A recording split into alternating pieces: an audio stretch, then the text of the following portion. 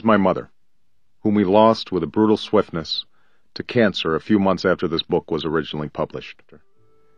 She managed her illness with grace and good humor, and she helped my sister and me push on with our lives, despite our dread, our denials, our sudden constrictions of the heart. In Kansas,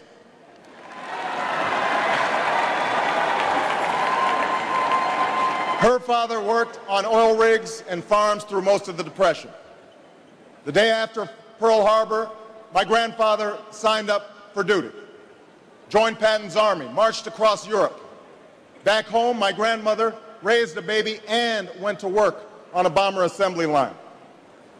After the war, they studied on the GI Bill, bought a house through FHA, and later moved west, all the way to Hawaii in search of opportunity.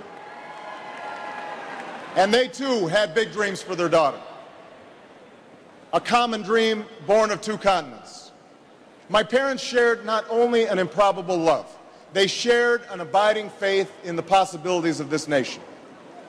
They would give me an African name, Barak, or Blessed, believing that in a tolerant America, your name is no barrier to success. They imagined me going to the best schools in the land, even though they weren't rich, because in a generous America, you don't have to be rich to achieve your potential. I owe to her.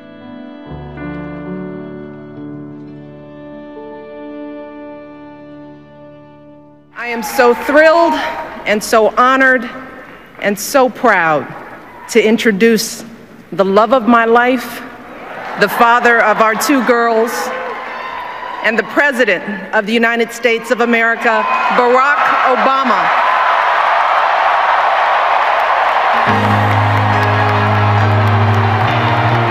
On behalf of the great state of Illinois, crossroads of a nation, land of Lincoln, that I do. If you feel the same hopefulness that I do, if we do what we must do, then I have no doubt that all across the country, from Florida to Oregon, from Washington to Maine, the people will rise up in November. We can restore an economy where everyone gets a fair shot and everyone does their fair share and everyone plays by the same set of rules. 8 years later, that hope has been tested by the cost of war, by one of the worst economic crises in history. Big decisions will be made in Washington on jobs, the economy, taxes and deficits, energy, education, war and peace. Truth is, it will take more than a few years for us to solve challenges that have built up over decades. It'll require common effort and shared responsibility, and the kind of bold, persistent experimentation that Franklin Roosevelt pursued during the only crisis worse than this one. Words, made in America.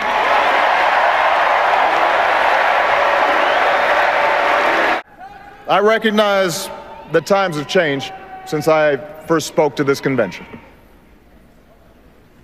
Times have changed, and so have I. I'm no longer just a candidate. I'm the president.